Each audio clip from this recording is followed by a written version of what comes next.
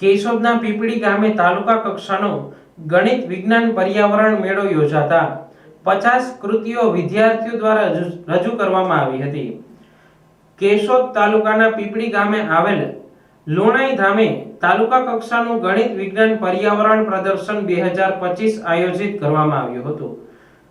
GCRT અને DIET તેમજ BRC Keshod આયોજિત આ પ્રદર્શન નિહાળવા તાલુકાની જુદી જુદી શાળાના વિદ્યાર્થીઓ મોટી સંખ્યામાં ઉપસ્થિત રહ્યા હતા। અમે મોટી ઘનસારી શાળામાંથી આવીએ છીએ અને અમે છેલ્લા 3 વર્ષોથી આ પ્રદર્શન જોઈ રહ્યા છીએ। આ પ્રદર્શન જોતા અમને ખૂબ જ સારી વસ્તુઓ જોવા મળી છે અને અમને પણ છેલ્લે વિશ્વાસ છે કે આવતા વર્ષમાં અમે પણ કદાચ આ જગ્યાએ હશું। તમને આજે પ્રદર્શન નિહાળો છો તમારા તરફથી જે કોઈ ભવિષ્યમાં પ્રોજેક્ટ રજૂ કરવામાં આવશે કેવો હશે? તે સોલાર ઉર્જા હશે, પવનચક્કી ઉર્જા હશે, જેનાથી માણસોને ખૂબ જ સારી મહેનતમાં સફળતા મળે એવી ઉર્જા એવું હશે। તમે 3 વર્ષથી નિહાળો છો ત્યારે તમને શું લાગી રહ્યું છે? આનાથી તમને શું ફાયદો થશે? આ પ્રોજેક્ટથી અમને એવું લાગે છે ઘણા વૈજ્ઞાનિકો વધશે, અમારા દેશ આગળ વધશે, અમારે ઉર્જા થશે, ઘણું દેશમાં પ્રદર્શન થશે। આ ગણિત વિજ્ઞાન પ્રદર્શનમાં શિક્ષકોના માર્ગદર્શન હેઠળ 100 વિદ્યાર્થી બાળકોએ 5 વિભાગમાં 50 કૃતિઓ રજૂ કરી હતી। આ ગણિત વિજ્ઞાન પ્રદર્શનમાં પ્રથમ, દ્વિતીય અને તૃતીય આવનાર કૃતિઓને ઇનામ આપી પ્રોત્સાહિત કરવામાં આવશે। આ કાર્યક્રમ સફળ બનાવવા પીપળી ગ્રામ પંચાયત સરપંચ મુડુભાઈ રાવલિયા સહિત અનેક આગેવાનો અને શિક્ષકો તરફથી આર્થિક યોગદાન મળતા તેમને શાલ ઓઢાડી સન્માનિત કરવામાં આવ્યા હતા।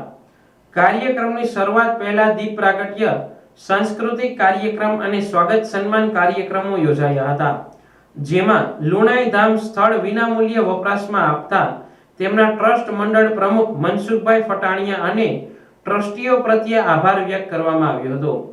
આ ગણિત વિજ્ઞાન પર્યાવરણ પ્રદર્શનના 5 વિભાગની કૃતિઓ પૈકી વિભાગ 1 માં પીપળી પે સેન્ટર શાળા, બડોદર પ્રાથમિક શાળા, મોવાણા કુમાર શાળા, વિભાગ 2 માં વાસાવાડી પે સેન્ટર શાળા, ભાટ સિમરોલી પ્રાથમિક શાળા, પીપળી પે સેન્ટર શાળા, વિભાગ 3 માં ઈસરા પ્રાથમિક શાળા, નુનારડા પ્રાથમિક શાળા, બડોદર પ્રાથમિક શાળા, વિભાગ 4 માં મહંત સિમરોલી પ્રાથમિક શાળા, રાણીકપરા પ્રાથમિક શાળા, કેશોદ કુમાર શાળા, વિભાગ 5 માં વાસાવાડી પે સેન્ટર શાળા, ઇન્દિરાનગર પ્રાથમિક શાળા, મોવાણા કુમાર શાળાના વિદ્યાર્થી બાળકોએ ભાગ લઈ કૃતિઓ રજૂ કરી હતી। મારું નામ ડોબોજા દિગંત જગદીશભાઈ છે। અમે આજે પીપળી લુણાઈ ધામ ખાતે અમારો ગણિત વિજ્ઞાન પર્યાવરણ પ્રદર્શન 2025 નો વિજ્ઞાન મેળો યોજાયો છે। અમે આ કૃતિ તાલુકા, જિલ્લા, પ્રદેશ કક્ષા અને રાજ્ય કક્ષા સુધી જયેલા છીએ। આ વખતે મને એવો વિચાર આવ્યો કે અમે આ વખતે નેશનલ કક્ષા સુધી પહોંચ્યા અને અમને એવો વિચાર છે કે આજે નહીં તો કાલે આપણે પ્રાકૃતિક ખેતી અપનાવી જ પડશે। એટલે અમે વિજ્ઞાન મેળામાં પ્રાકૃતિક ખેતી વિશે ઘણા મોડેલો મૂક્યા છે અને નરેન્દ્ર મોદી અને આપણા રાજ્યપાલ આચાર્ય દેવવ્રત સાહેબ વારંવાર કહે છે કે આપણે પ્રાકૃતિક ખેતી અપનાવી પડશે। લોકોએ અપનાવી નથી તો હવે પછી પ્રાકૃતિક ખેતી અને રાસાયણિક ખેતીમાં શું તફાવત રહેશે? જો અત્યાર સુધી આપણે ખેતરોમાં નકરું રાસાયણિક ખાતર જ નાખ્યા છીએ અને તે જમીન રાસાયણિક બની ગઈ છે। હવે આપણે પ્રાકૃતિક ખેતી અપનાવવી પડશે કારણ કે તેમાં જમીનની ફળદ્રુપતા ઓછી થઈ ગઈ છે અને આપણે ફળદ્રુપતા વધારવી હોય તો આપણે રાસાયણિક દવાઓ અને એનો છંટકાવ ઓછો કરવો પડશે અને પ્રાકૃતિક ખેતી અપનાવવી પડશે। અમારા પ્રોજેક્ટમાં અગત્યતા કઈ છે કે કઈ રીતે આપણે પ્રાકૃતિક ખેતી કરી શકીએ? તેમાં અમે દવાઓ અને ખાતરો બનાવ્યા છે જે રાસાયણિક ખાતરના બદલામાં પણ આપી શકાય છે। કઈ કઈ વસ્તુઓ વાપરવામાં આવે છે? તેમાં આપણે ઘરગથ્થુ જ બધું હોય છે, ગોળ, લોટ, ચણા, ફણગાવેલા, બધી કઠોળ વગેરે જેવી વસ્તુઓ પણ। આ પ્રાકૃતિક ખેતીને લઈને કેટલા સમયથી તમે આ પ્રોજેક્ટ રજૂ કરો છો? અમે 15 થી 20 દિવસથી આ પ્રોજેક્ટ સતત પાછળ કામ કરીએ છીએ। રાજ્ય કક્ષા સુધી પહોંચ્યા છો તો કેટલો સમયગાળો લાગ્યો છે તમને રાજ્ય કક્ષા? 1 વર્ષ સુધીનો સમયગાળો અમને લાગ્યો છે રાજ્ય કક્ષા સુધી। આ કૃતિઓના નિર્ણાયક તરીકે જગમાલભાઈ નંદાણીયા રહ્યા હતા।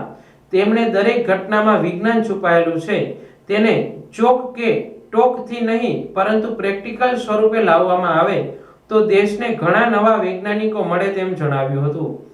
આ પ્રદર્શન મેળામાં તાલુકા શિક્ષણ અધિકારી Prakashbhai Chudasama, BRC coordinator doctor Bharatbhai Nandaniya, ભાગ 1, 2, 3 ના કેળવણી નિરીક્ષક સંઘના હોદ્દેદારો અને શિક્ષકો હાજર રહ્યા હતા. આચાર્ય શ્રી પીપળી પે સેન્ટર શાળા હર્ષુભાઈ કે જોકિયા આજ રોજ જીસીઆરટી ગાંધીનગર પ્રેરિત જિલ્લા શિક્ષણ તાલીમ ભવન અને બીઆરસી ભવન કેશોદ આયોજિત પીપળી લુણાઈ ધામ ખાતે આજના આત્મનિર્ભર અને વિકસિત ભારત સ્ટેમના કોન્સેપ્ટ આધારિત તાલુકા કક્ષાના ગણિત વિજ્ઞાન પ્રદર્શન યોજવામાં આવ્યું, જેમાં કેશોદ તાલુકાની 84 શાળાઓ પૈકીમાંથી પ્રથમ કૃતિ આવેલ છે. તેમાંથી 50 કૃતિઓ, 100 બાળકો અને 50 માર્ગદર્શક શિક્ષકો તથા કેશોદ તાલુકાના શિક્ષણ પરિવાર દ્વારા આ બાળકોને પ્રોત્સાહન કરવા માટે થઈ અને આજરોજ અહીં તમામ ઉપસ્થિત રહેલ છે.